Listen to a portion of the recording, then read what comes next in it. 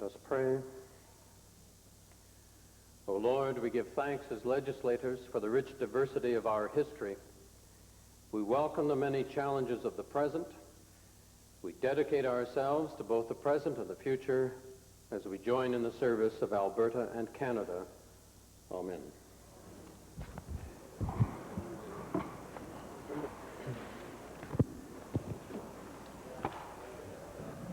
Introduction of visitors. Presenting petitions. Reading and receiving petitions.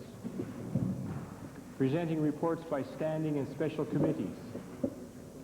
Notices of motions. Introduction of bills. Tabling returns and reports.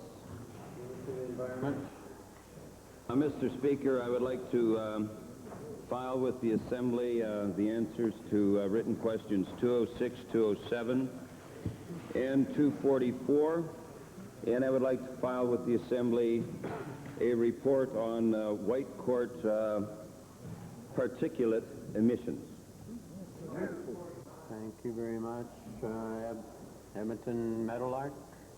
Mr. Speaker, I would like to file in the legislature a study entitled Fraud Alleged in Key Dioxin Human Health Studies.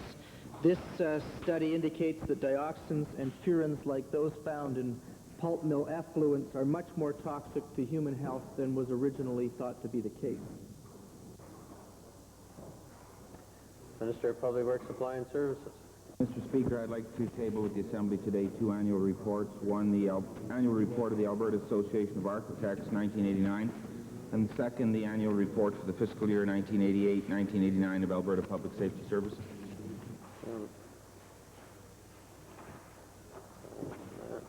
Introduction of special guests. Member for Edmonton Avonmore, member for Clover Bar. Thank you, Mr. Speaker. It is my pleasure today to introduce to you and through you to members of this Assembly 29 students from Frere Antoine School in the constituency of Avonmore. They are seated in the public gallery. They are accompanied by their teacher, Jean-Daniel Tremblay. I would ask that they now rise and receive the warm welcome of this Assembly.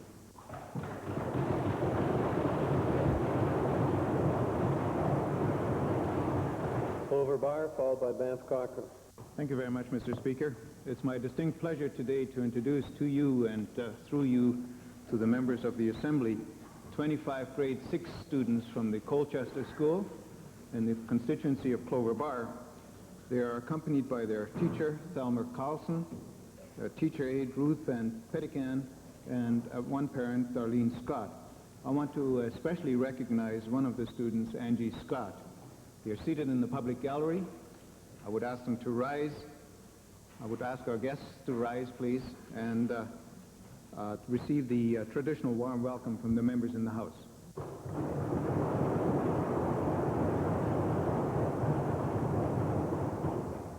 Banff Cochrane. Thank you, Mr. Speaker. I'm delighted today to introduce 68 students, grade 7 students from Springbank Junior High School. They're band members from Springbank Band. They, of course, are in the eastern end of Banff Cochrane constituency. They are seated in the members' gallery, all decked out in their uniforms. They look very, very impressive. They are accompanied by their teachers, Moira Thompson and Pat Worthington, the assistant principal at Springbank Junior High, as well as parents Greg Martin and Ardell McDonald. And I would mention that Ardell has a relationship to another very famous Calgarian who is related still to the Calgary Flames. It gives me great pride to introduce them, and I would ask them to please stand and receive the traditional warm welcome of the House.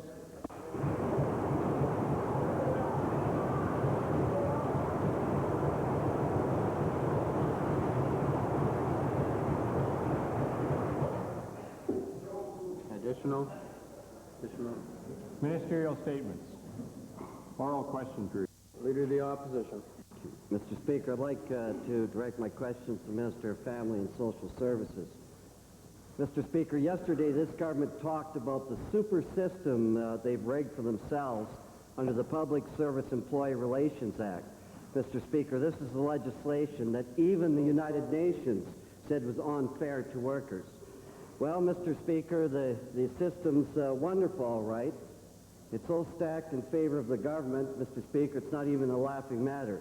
It's this legislation that's forced the social workers of this province onto the streets, Mr. Speaker. Hear, hear. Yesterday, the Premier said, Mr. Speaker, and I quote, "There's even arbitration within the legislation, fair arbitration." Well, let's take a look at this fair arbitration, Mr. Speaker. The union doesn't have to consent to arbitration. The government can force them into it, Mr. Speaker. Then, Mr. Speaker, the government-appointed board decides the issues that will be dealt with, Mr. Speaker. And I ask this minister, how can this minister stand in this assembly and suggest that this legislation is fair to the employees under his jurisdiction? Shame. Mr. Speaker, the Leader of the Opposition has asked a question about our labor legislation, and I think that would be an excellent question for him to pose to the Minister responsible, the Minister of Labor. The minister that went and asked for an injunction. Surely he must know what's going on, Mr. Speaker. Right. Mr. Speaker, we can deal with the whole government. I recognize that you're all a collective group in this, Mr. Speaker, but Right. this is the minister in charge of social workers who said that it was fair, Mr. Speaker.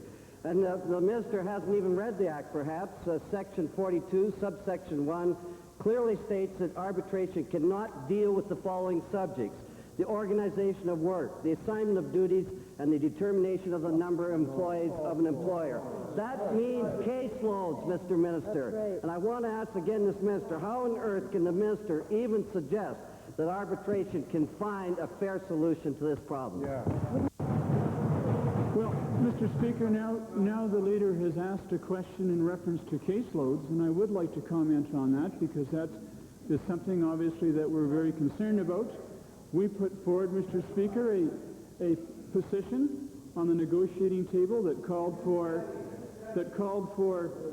2 representatives from the social workers, 2 representatives from management, and a neutral facilitator to come back with some recommendations to the ministers responsible. Mr. Speaker, what we were asking for there is 90 days. We said, bring back some recommendations within 90 days. And in 90 days, they'd find out just exactly what we're prepared to do, Mr. Speaker. I don't think that's unreasonable. I think that it would be well worth the wait, Mr. Speaker, 90 days to see how effective we can be in responding to those recommendations. So I think, Mr. Speaker, we put something on the table that can work.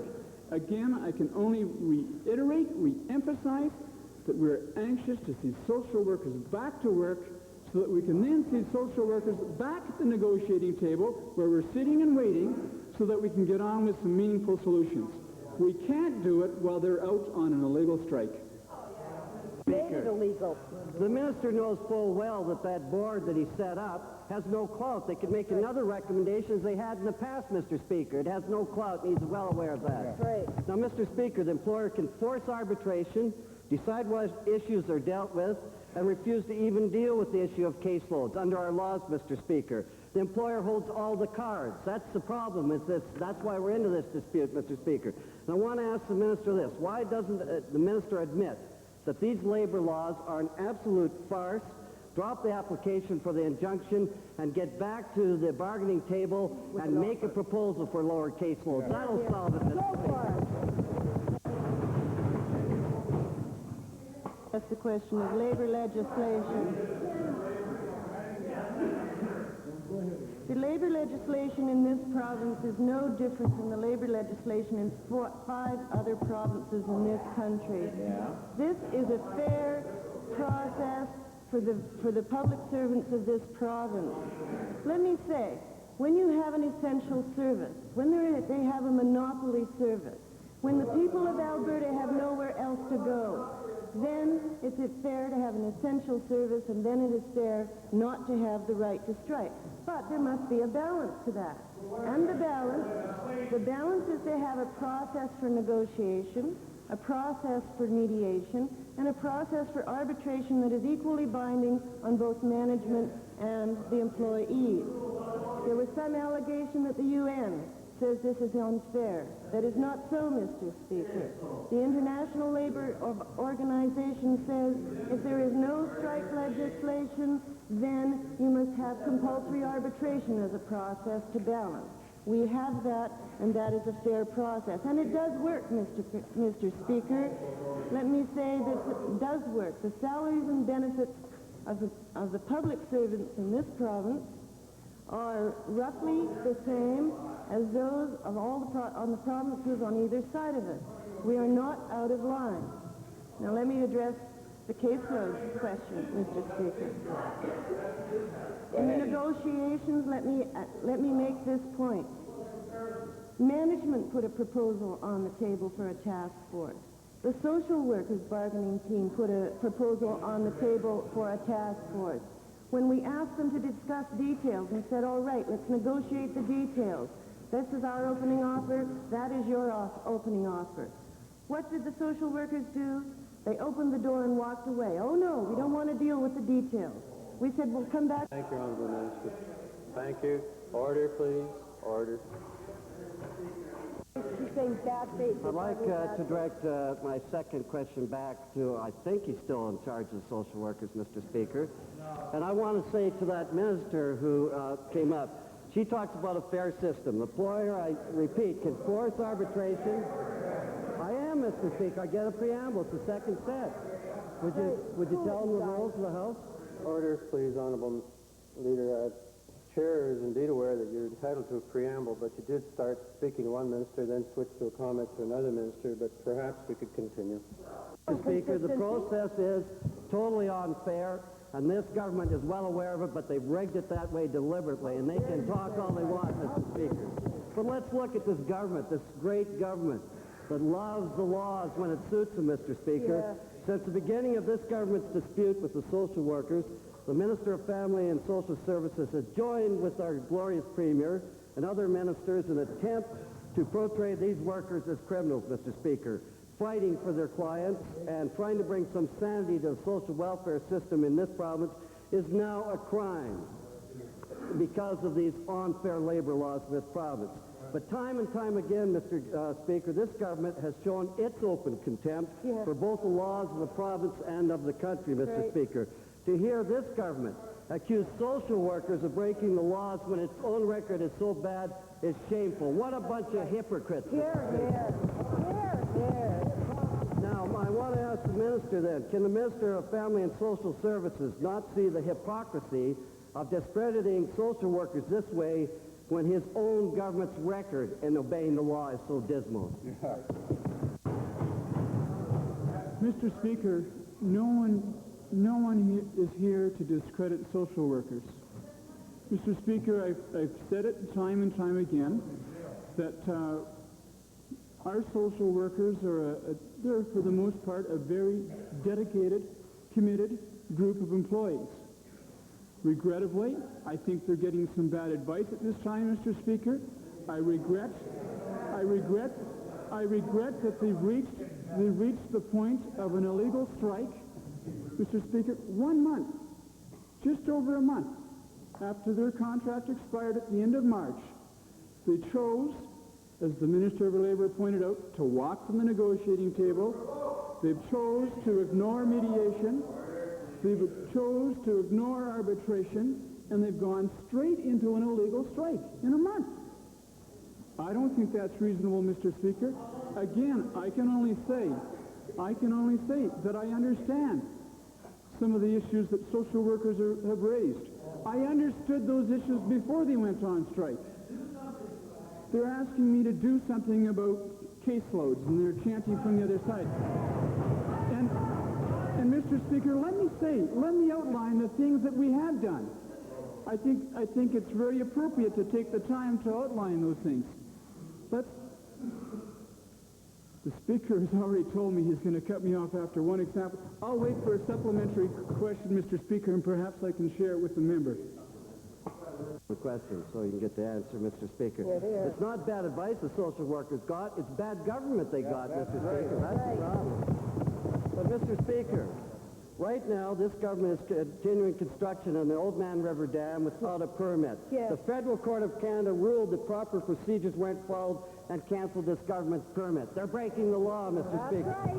What you've done with the laws, Mr. Speaker, to prevent companies from pollution is just as bad, Mr. Speaker. You say, never mind our laws, here's a certificate of variance, Mr. Speaker, that says it's okay, Mr. Speaker. And I want to ask the minister from this, how does the minister justify having one set of rules for polluters and another set of rules for the workers of this province, Mr. Speaker? Well, Mr. Speaker, the Minister for Public Works might want to comment on or supplement my answer, but I'd want to again reiterate that no, we are not breaking the laws on this side of the legislature. Contrary to the members opposite, we have a great deal of respect for the laws of this province, and I only regret that they don't share that same mutual respect that we have for the laws of Alberta.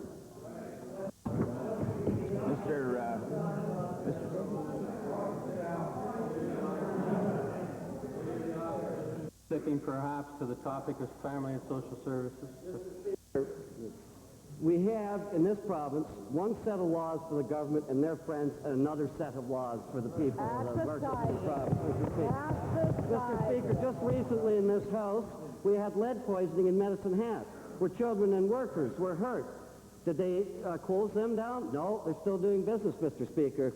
And I want to ask the minister, flowing from this, the great law-abiding government over there, how does this minister explain his government's failure to enforce laws that would protect workers when it's so quick to take social workers to court when they're trying to save a crumbling social services system, Mr. Speaker? Again, Mr. Speaker, a good question for the member to pose to the minister responsible. Edmonton Glengarry, thank you, yes. Mr. Speaker, the Minister of Social Services is responsible for Albertans who need extra help, need extra attention. For 3 days, we've been asking questions of the minister to produce some sort of details, a contingency plan to show how he and his ministry and the officials in that ministry are dealing with these people that need this special care and attention. And for 3 days, we've received no answers. Mr. Speaker, it seems to me that there is no plan, that there is no contingency plan. So one more time, Mr. Speaker, on the understanding that when you ask questions often enough, you would believe that there would be an embarrassment on the other side and somebody would do something. What are the contingency plans? What are the details, Mr. Minister, to look after these special Albertans that need attention? Mr. Speaker, again, I would want to take this opportunity of acknowledging those dedicated social workers that are continuing to report into their place of employment. I would want to acknowledge those dedicated and committed managers that are putting in yeoman service and lengthy hours and lengthy days to again be able to respond to the emergent situations. I can only state that for the most part, I am very pleased that we have been able to respond to most emergencies. And I say for the most part. But again, recognizing that there's been a considerable disruption of services as a result of this, that the situation has deteriorated somewhat, in that we can only expect these managers to be able to respond and keep up for a short period of time. And that, Mr. Speaker, is why we have chosen to implement the injunction order and restore services as quickly as we can. Won't talk to them. You'd think that there'd be some shame that for 4 days now we've had no response to a simple question. What are the details? Your honourable member, take place for a moment, please. The chair let it pass on the first go-around when the honourable member made the same kind of comments. Please refer to Beauchene 416. The business and insistence on an answer is out of order. Refusal to answer cannot be raised as point of privilege, and so forth. No, just... Honorable members, maybe I don't like the rules that I have to deal with either, but the point is, the rules are here, so please pay attention to them. Thank you. Don't bother pointing fingers as if we're in a classroom. Honorable. Thank you, Mr. Speaker. Mr. Speaker, my question is to the Premier. The cities of Calgary and Edmonton have felt the pressure of this matter, the social services strike. The police force in Edmonton are taking extra calls. They say that there are additional costs being incurred. The City of Calgary has established a special fund to look after this. Will the government agree to pick up all of the additional costs that are incurred by any municipality to take over these extra pressures on them? Mr. Speaker, to a great extent, the honourable member's comments are hypothetical. But let's also remember that we have certain organizations in this province who have responsibilities to fulfill, whether they be policing or others. And they're expected to do it and to provide a budget and the expenditures to handle those responsibilities. Final. Mr. Speaker, I've asked this question, but I hope that the Premier has had an opportunity to give it further consideration. Again, I've received calls from social workers indicating that if they could just get some time with the Premier or time with the Minister to talk about the issue of overload, casework overload, they could solve this problem. They could solve the strike. Would the Premier agree to take a few moments today, just a few moments, Mr. Premier, to meet with representatives of the union and solve this problem? I think it... Thank you very much, Honorable. Mr. Speaker, it definitely can be solved, and there's one way to do it, and that's by coming back and negotiating, returning to your jobs and negotiating. If there's any shame that should be shared at all in the legislature, it's the shame that the honourable member, leader of the Liberal Party, is advocating people breaking the law. If any of his discussions, if he's been talking to anybody, I would like to know whether he has told anybody to go back to work and stop breaking the law. Certainly we know he hasn't. You know, Mr. Speaker, we don't have a lot of labor unrest. We don't have a lot of labor unrest in this province. But the members opposite would like to have more. The members opposite would like to have more labor unrest. Understand that. Because when there is labor unrest, the first thing you can see down there trying to get on a television camera is the member from Edmonton Glendale. That's right. Calgary, Fish Creek.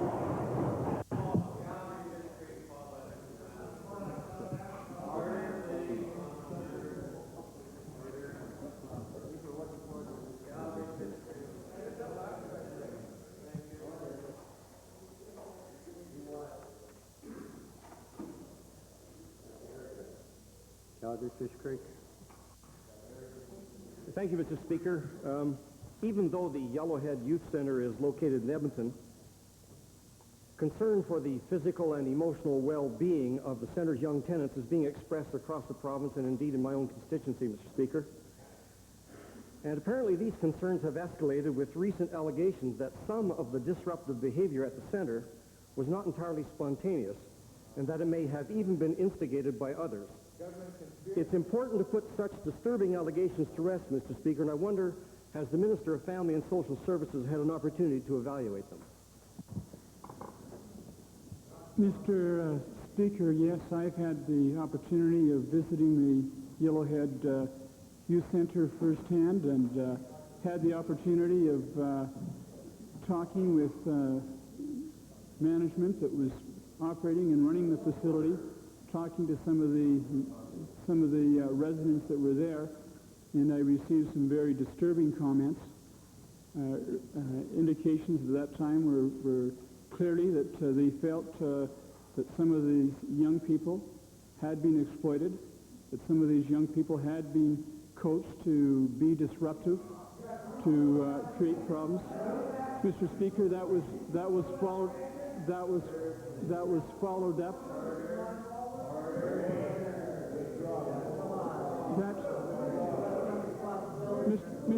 Mr. Speaker, I'd like to finish my answer. I did receive a report with 14 managers' names on it, reaffirming that. And most recently, we have had a number of sworn affidavits to that effect that have been filed with the courts. So it's regrettable, Mr. Speaker. I believe it to have been a very minor group of workers. I think for the most part, as I said earlier, we have very genuinely dedicated child workers. But in this instance, it appears that a few of them, I think, have gotten a little carried away and perhaps taken some steps that they shouldn't have. Well, Mr. Speaker, given the serious nature of these allegations, I'm wondering, is the minister contemplating any additional investigative work to reassure himself and our good selves that this preliminary assessment is in fact valid?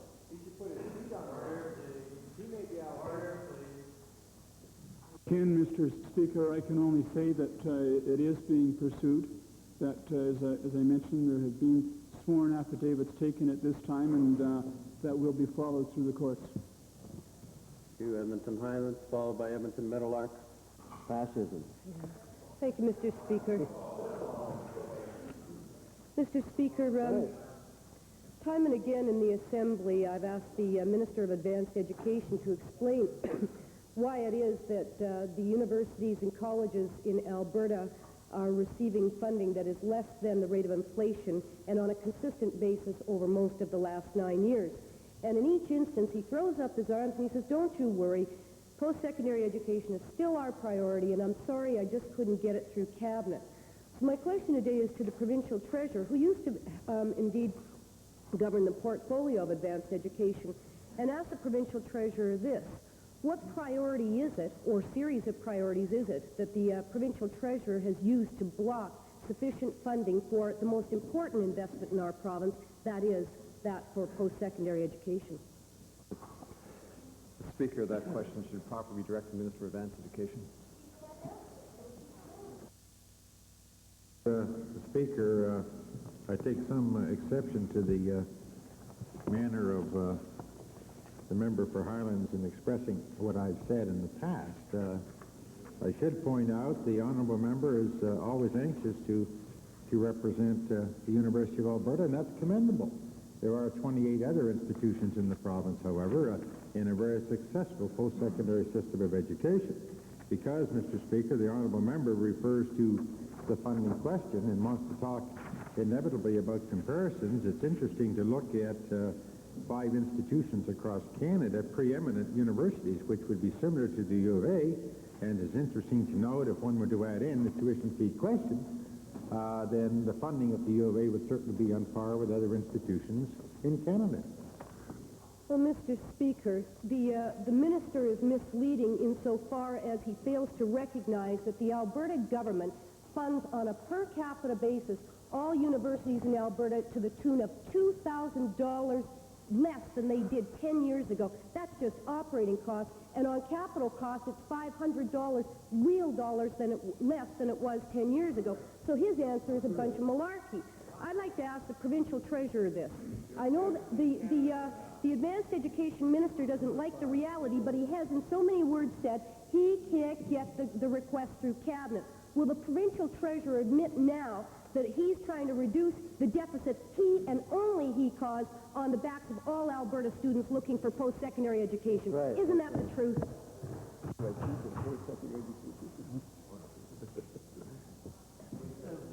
Mr. Speaker, if I may be permitted to respond, we come back to the whole question of dollars this government is committing, and I know the honourable member doesn't like to hear it, the highest per capita with the inference, Mr. Speaker, is for someone else to decide whether I'm telling the truth, but the inference coming from the member disturbs me. If one is to look at the expenditures, Mr. Speaker, and it's not a bad idea to look at the expenditures per student, you find that Alberta, out of 5 universities, is expending the second highest in the nation. Perhaps, Mr. Speaker, at the University of Alberta, who is spending the second highest of any institution in the nation per student, has to look at its priorities with how it spends its money. Edmonton Meadowlark. Thank you. Thank you, Mr. Speaker. Mr. Speaker, while it promises to be an improvement, the ALPAC proposal, the questions remain about whether the ALPAC proposal is in fact achievable and whether it could be pushed one step further to exclude chlorine dioxide from the process altogether and therefore to achieve that all-important objective of doing away with organochlorines altogether. Will the Minister, to the Minister of Environment, will the Minister of the Environment please make a commitment now to open public assessments of this new proposal and to test the validity of this proposal and to determine whether in fact chlorine dioxide could be excluded and we could achieve an organochlorine-free pulp mill in this province? Well, Mr. Speaker, here we go again and again and again. This member has been told from on a number of occasions that this whole matter is under review, not only by the government of Alberta, but by the government of Canada. That review is likely to take another couple of weeks anyway, and when the thoroughly thought-out information is available, we'll be glad to provide it to this government for a recommendation and for careful consideration, and eventually it will be made public through an appropriate process. Mr. Speaker, the study I tabled in the House today indicates that, in fact, dioxins and furans, like those found in this pulp mill proposal and these pulp mills in northern Alberta, are much more toxic to human health than earlier studies had indicated. And in light of that study, 300 kilograms per day of organochlorines going into that river each and every day are still far too much. Will the minister make a commitment to reviewing that study and to taking its logical conclusion and pursuing a chlorine dioxide-free process, a hydrogen peroxide pure process, which is being utilized now in New Zealand and in Sweden with success? Mr. Speaker, this government has always taken the logical approach to things. Unlike the honorable member for Edmonton Meadowlark, who seems to want to take the illogical approach to all kinds of situations. Just this morning, Mr. Speaker, this member who professes to be a professional got on the phone this morning and like a wounded banshee yelled and screamed at my secretary demanding the Whitecourt fly ash report. He then, Mr. Speaker, sent down his executive assistant with instructions to sit in my office until he got the report. Well, my executive assistant, in so many words, told him to go away. And when he didn't, we had to threaten to call security. Mr. Speaker, this kind of behavior is absolutely outrageous. Right. Cypress Radcliffe.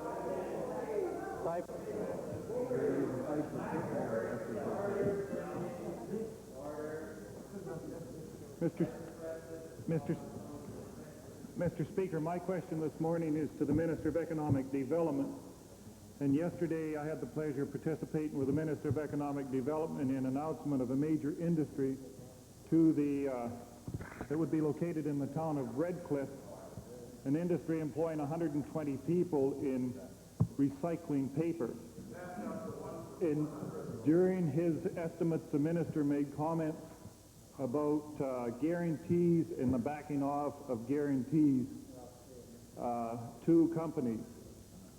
During that, part of that announcement was guarantees. Can the minister assure the Assembly that the commitment made yesterday will be lived with and those guarantees will exist in place for that company?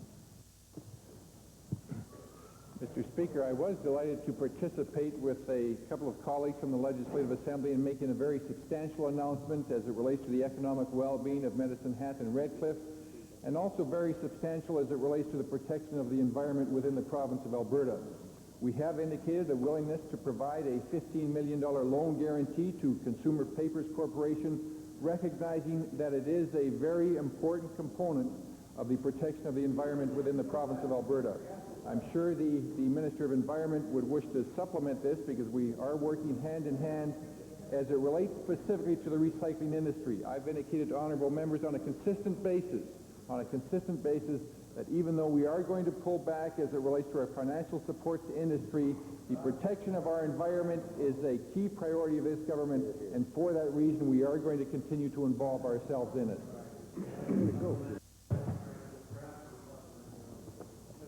My supplementary is to the Minister of Environment. Being as till the closing of the glass plant in Redcliffe, Redcliffe was a major contributor in the recycling industry of glass. Now it will be a major contributor in the recycling of paper. Can the Minister assure the Assembly Can the Minister assure the Assembly that his department will work with this private sector company and develop and assist them in developing a collection agency throughout this province?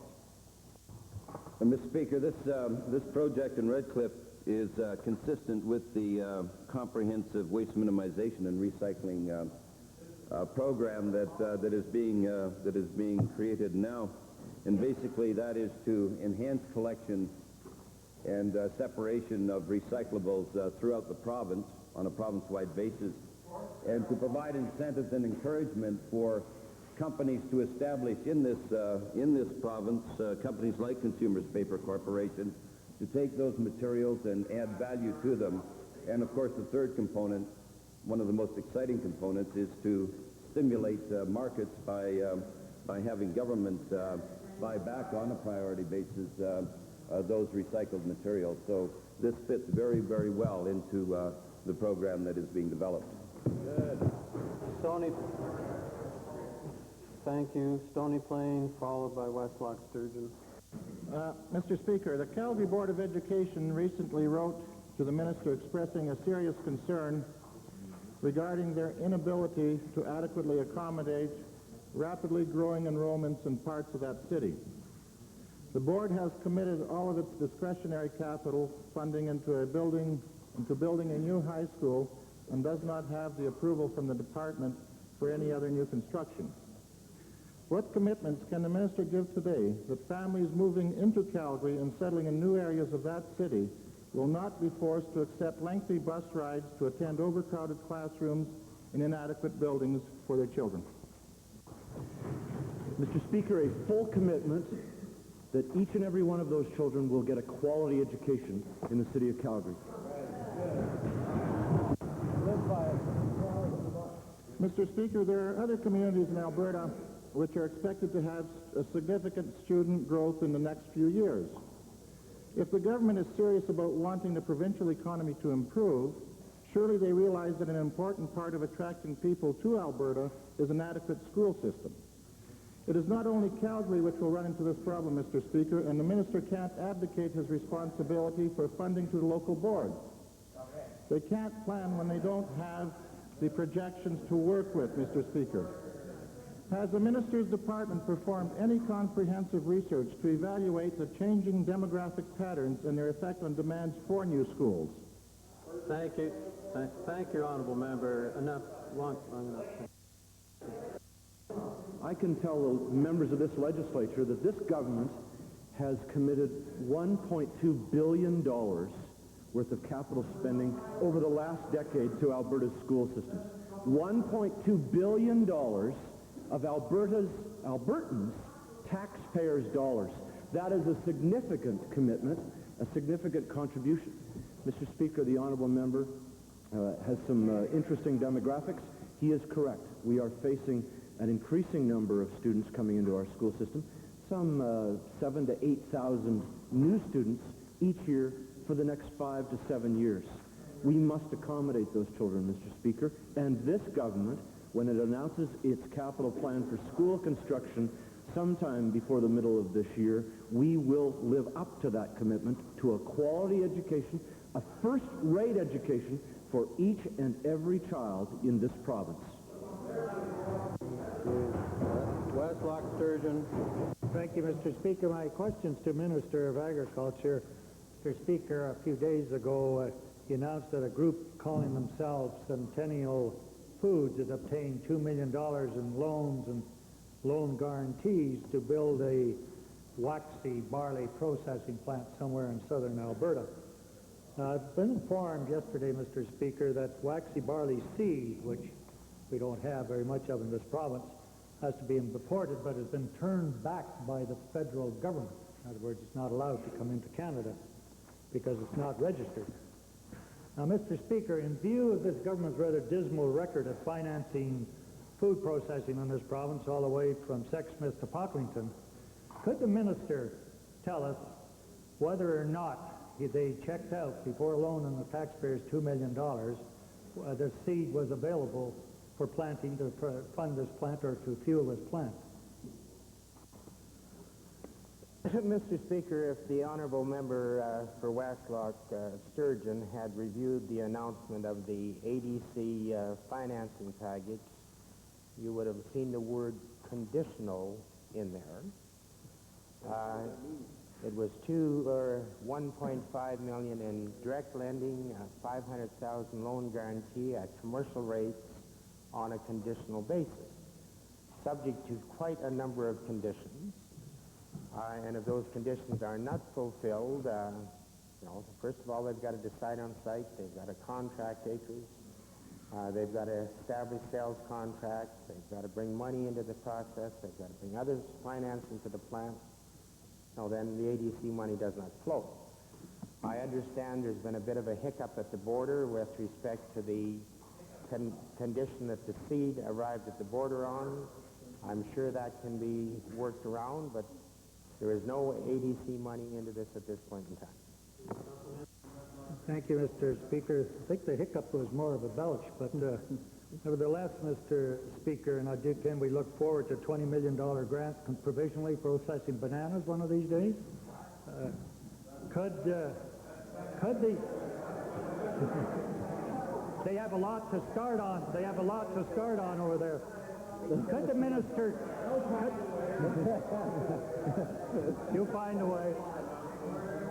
Could the minister tell us whether any cost-benefit analysis or any financial study was done before the government was committed to this provisional loan, as he's called, and if so, would he file it with his House? Might I try to educate the honourable member just a little bit? The Agricultural Development Corporation is a crown corporation of this government that is involved in farm lending at the producer level, and it's also involved in lending into the agribusiness industry. And we are reinforcing and strengthening its lending at that level, and you may realize that there's even an act before the House that you will have a chance to debate on that. In my judgment, the Ag Development Corporation is run by a very capable staff. It's run by a very capable board of directors that has a good track record in coming through some pretty tough times. The process, if you understand it, in legislation, they have a lending limit. The only reason these OCs have to come to cabinet is because it's above that lending limit. The answer is that ADC did the same type of due process on this application as they do on any other application. And I'm ready to debate their track record with you anytime. Calgary-Glenmore, followed by Edmonton-Calder. Thank you, Mr. Speaker. In February of 1988, I chaired a committee that developed this paper, A New Vision for Long-Term Care, Meeting the Need and Caring for the Elderly. I'd like to thank the Minister of Health for the initiatives that her department and herself have taken with regards to implementing a number of these recommendations. Recently, there has been some disturbing news with regards to the geriatric assessment center that was to be developed in Calgary at Colonel Belcher Hospital. It is my understanding that the Calgary Hospital District Board is now changing that direction with regards to the geriatric assessment unit that will be giving the highly specialized staff training geriatrics. And I was wondering if the Minister of Health could please indicate to the Assembly what direction that this board is taking, and if indeed there are some changes being made. Mr. Speaker, there's no change with respect to the request of the Calgary District Hospital Group to look at the establishment of a long-term geriatric assessment center of excellence in Calgary, and that responsibility rests with that hospital group and still does. I did meet with the Calgary District Group about a month ago, and they requested of me that they be given time to look at the configuration of the services that they offer, including the forward-looking towards the geriatric assessment center on the three sites, the Rocky View, the Holy Cross, and the Colonel Belcher. And I was happy to give them the time, as they requested, to review that configuration of services. Mr. Speaker, to the Minister, could she indicate whether the Colonel Belcher would retain their operating room suites in the acute care setting, or if, in fact, it would be totally developed into a long-term care, or would there be some changes with the Holy Cross in regards to this? Mr. Speaker, I don't know the answer to the honourable member's question. The board asked, as I indicated, for some time to look at the configuration of their services. Presumably they're looking at exactly the questions raised by the honourable member and others. I haven't given them any direction as to what they should come back with. I'm looking forward, though, to what I will be receiving from them in due course. Calder, followed by Mrs. Whiteman at this time. Thank you, Mr. Speaker. The Minister of Family and Social Services has blamed social workers on strike for placing kids at risk, when in fact these kids have been at risk long before this strike, Mr. Speaker. In this province, we have thousands of children who are fed by food banks, who suffer from malnutrition, and who go to school hungry. Children are being left in abusive situations because child welfare workers cannot do investigations. Foster children and foster parents are being placed in dangerous situations because they are not receiving the services that they need. The list goes on, Mr. Speaker. I'd like to ask the Minister, when will this Minister quit blaming social workers and admit that it's the policies of this government and their lack of caring that is placing kids at risk in this province? That's right. Wrong, Mr. Speaker. Wrong, wrong, wrong. Let me talk about, and I'm glad to have this opportunity now of talking about some of our initiatives as it relates to reducing caseload. And I'll talk about child welfare first. And it was of interest for me to note, Mr. Speaker, to start with, that our child welfare caseload peaked at April of '89, when it went as high as 8,350, that our caseload, in fact, has dropped as of February of '90, and that we were down at that point, Mr. Speaker, to 7,850, a 6% decrease. At the same time, Mr. Speaker, in 87, we had 704 full-time equivalents working in our child welfare division. An 89 to 90 budget that was increased, Mr. Speaker, to 884, an increase of 180 employees at a time when this government reduced the overall number of provincial employees by 2,300 on the child welfare. And I recognize that you can't look at just caseload, but if you look at caseload plus face-to-face investigations, which is part of their responsibilities, again, Mr. Speaker, I would want to point out that those numbers are down as well. In May of '89, they peaked at 9,900. They're down to in February of '90, they were down to 8,900, a 10% increase. Over that same time period, we added... Thank you, Honourable Minister. Perhaps something for the supplementary. Supplementary. Thank you, Mr. Speaker. Well, the Minister can spout off all kinds of figures, but the facts speak for themselves. And the social workers are on strike because they know that this government and this Minister is responsible for placing kids at risk in this province. I'd like to ask the Minister then, when will this Minister accept responsibility for ensuring the well-being of children in this province and quit blaming others because he can't do his job properly? Right on.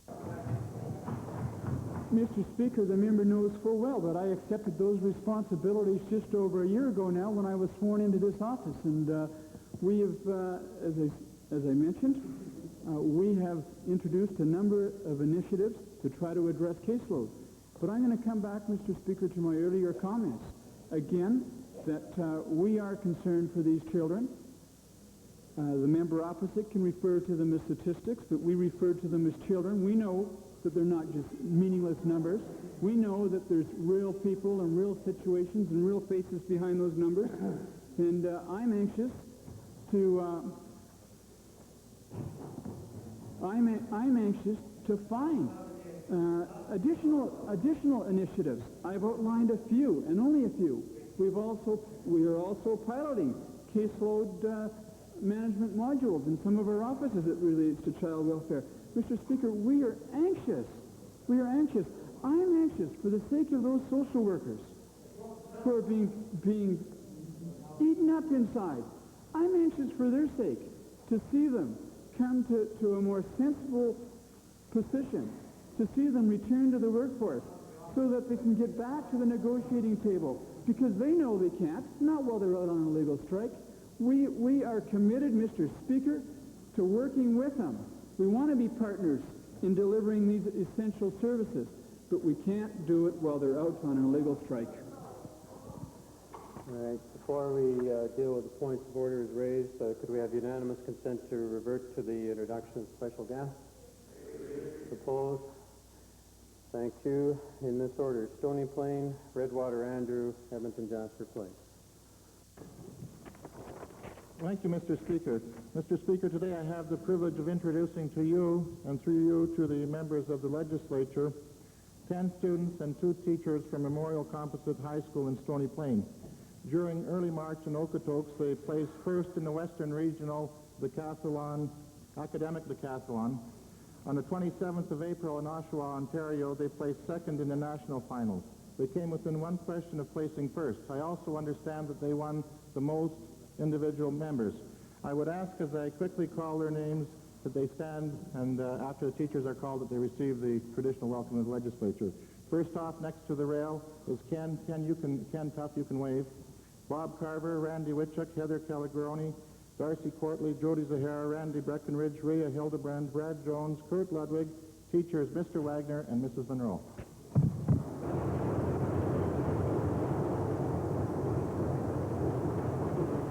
Redwater Andrew. Mr. Speaker, it's a pleasure for me today to introduce to you and to the rest of the Assembly 70 grade 6 students from the Redwater Elementary School, and I'm sure they're having an enjoyable and informative morning at the legislature. Mr. Speaker, they're accompanied by teachers Mr. Ranchik, Ms. Arsenault, and Ms.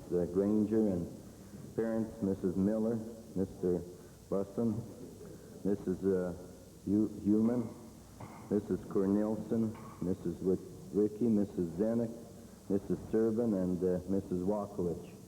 Mr. Speaker, they're seated in the members and I believe public gallery. I ask that they rise and receive the warm welcome of this assembly.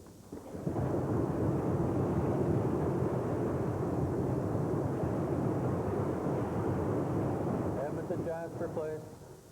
Mr. Speaker, it's my pleasure to introduce 33 grade 6 students from Our Lady of Peace School in the constituency of Edmonton Jasper Place. They're studying the legislative process, and I think they've learned today that we feel strongly about the issues we deal with in this chamber. They're accompanied today by their teachers Linus Feist and Bert Pasciotti, and I'd like them to stand, please, and receive the recognition of the Assembly.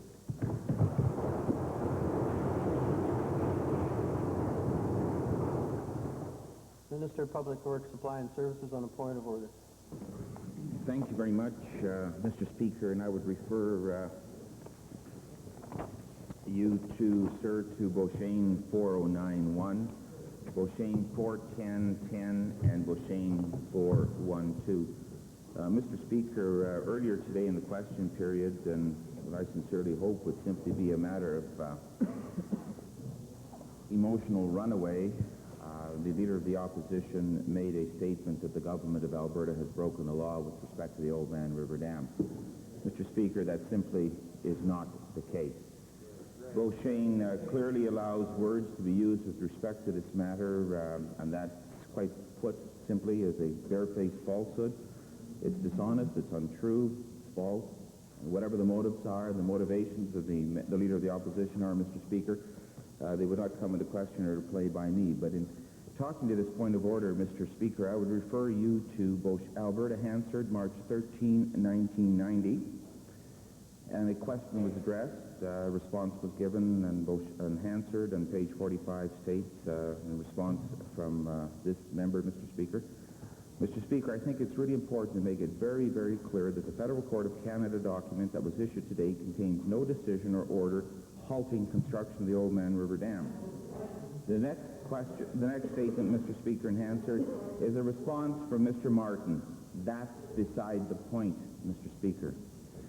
Mr. Speaker, the court order of that day, and I can quote again from the court order, although I've done it before in this assembly, Mr. Speaker, makes it very, very clear, and I quote from the Federal Court of Canada court order, that an order in the nature of mandamus be granted directing the Federal Minister of Transport to comply with the Environmental Assessment and Review Process Guidelines Order, SOR 84467, and then an order in the nature of mandamus be granted directing, once again, referencing the Federal Court of Fisheries and Oceans to comply with the Environmental Assessment and Review Process Guidelines Order, SOR 84467. Mr. Speaker, Alberta is continuing the construction of the Old Man River Dam on the basis of all of the approvals granted to the province, and to this point in time, there's not been any suggestion by anyone in any court of law that the province of Alberta has broken the law with respect to the Old Man River Dam, Mr. Speaker. And these statements, Mr. Speaker, Thank you. The Honourable Minister has made the point with respect to the issue. And an additional point on the same point of order?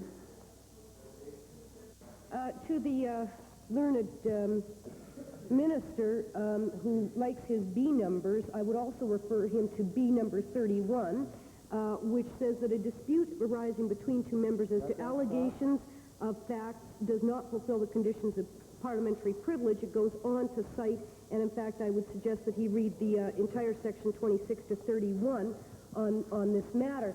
In fact, these are not points of order, but as the minister decided to engage in discussion of the substance in reference to the official opposition leader's comments, I would like to suggest to the minister, first of all, that he recognize that the court order quashing the right to continue construction and the Alberta government's decision to continue construction of the Old Man Dam does, in the opinion of some, whether he likes it or not, constitute a violation of the law. In the second place, Mr. Speaker, the honourable leader of the official opposition pointed out that while there are many laws available to remedy unfortunate and, in fact, negligent situations such as continuation of production at the risk of workers' health and safety at the battery plant in Medicine Hat, the Alberta government chose to do nothing and, in fact, blame the workers. Those were the points that the honourable leader of the opposition was making. And if the minister doesn't like it, well, that's too bad. But that's a matter of opinion. It is not a matter of point of order. Thank you, Mr. Speaker. Well, thank you, honourable members. First off, for clarification, the Minister of Public Works Supply and Services was raising a point of order. It was not a question of privilege. The member for Edmonton Highlands then made reference to Beauchesne 31, which deals strictly with a matter of privilege, which was not a question of issue. Indeed, it's a matter of dispute as to understandings of legal positions. The Minister of Public Works Supply and Services has indeed read from an official document, and the matter is there in terms of the record. The Chair, however, wants to go on to point out another aberration which occurred in question period with respect to a number of the questions raised by the Leader of the Opposition. They really were probably in violation of a number of sections in Beauchesne, some of which can indeed be quoted, because question period is not a matter of standing up and asking questions of ministers about legal opinions. And if the record is examined, you will find that a number of those sections in Beauchesne were indeed in probable breach. So rather than read them all out, the Chair will make reference to Beauchesne 408.1 subsection C, again 409 subsection 3, 410.13, and 411 number 1. And it's while it was allowed to proceed today. It really isn't the purpose of questions period to be asking legal opinions, especially to be asking the Minister of Family and Social Services to make comment about legal actions or lack of legal actions with respect to other departments. Perhaps questions in a more general form might have been addressed to the head of the government rather than to a particular minister. With regard to another point of order, Minister of Career Development and Employment. Well, thank you, Mr. Speaker. In rising to point of order, Mr. Speaker, I'd ask you to refer to Beauchene's parliamentary rules and forms. And I'd like to cite several citations, Mr. Speaker. I refer, first of all, to citation 485 with regards to unparliamentary language, where it refers to in Section 1, unparliamentary words may be brought to the attention of the House either by the Speaker or by any member, and would also point out, Mr. Speaker, that when the question is raised by member, it must be a point of order and not as a question of privilege. I would then further refer you, sir, that was on page 142, to 486, where once again it refers in Section 1. I won't take ask the indulgence of the House to read it entirely, but it goes through, says, impossible to lay down any specific rules in regards to injurious reflections and so forth. But then once again also on page 150, in section citation 492, such words are used as and I'll refer here, sir, as scumbag, sleazebag under 492. But, sir, to you I would ask for your ruling interpretation as to the decorum of the House and refer back then into the general citation 491, where the Speaker has consistently ruled that language used in the House should be tempered and worthy of the place in which it is spoken. And it goes on, of course, then to cite the disorder in another context, and therefore what the ruling in regards to unparliamentary. In particular, sir, I felt that the member for Edmonton Jasper Place, in using the word slimeball, while it's not specifically laid out as I've indicated in section 492, would certainly, in my interpretation, would not appear to be a proper use of words and term, and I would ask for your ruling in that, and would appreciate your guidance in that respect, sir. Member for Edmonton Jasper, please. On the point of order, I do appreciate the comment made by the minister about temperate language in the Legislative Assembly. It's difficult sometimes to find words that describe a government that provokes social workers into going on strike so that they can come down like a ton of bricks. Order, please. Order, please. Order, honorable member. Are you finished with that little burst of energy? Perhaps you'd now like to talk to the question of issue, which is whether or not you made the comment and are prepared to do the decent thing and withdraw today. Well, the problem here, Mr. Speaker, is a simple one. I can't find another word to describe a minister that makes allegations like that with no proof whatsoever and then says he's going to investigate after the fact. Honorable member, a certain phrase was heard. Perhaps you would be good enough to withdraw the phrase. Mr. Speaker, have you ruled that term unparliamentary? I now so rule it to be unparliamentary. In that case, Mr. Speaker, I withdraw the word. Thank you. Now, on an additional point of order, Minister of Recreation and Parks. Continuation of the same point of order under with due respect, I'm sorry, that point of order has been dealt with. Please take your place. All right, now, if this is a new point of order, which is not what the Honorable Minister said, if this is a new point of order, Recreation and Parks. Yes, Mr. Speaker, under 489 of Beauchene, there's a list as deemed unparliamentary language since 1958, and the member for Jasper Place just used the word scurrilous, which is listed in there in reference to the Minister of Social Services, and I would ask your judgment on that. Well,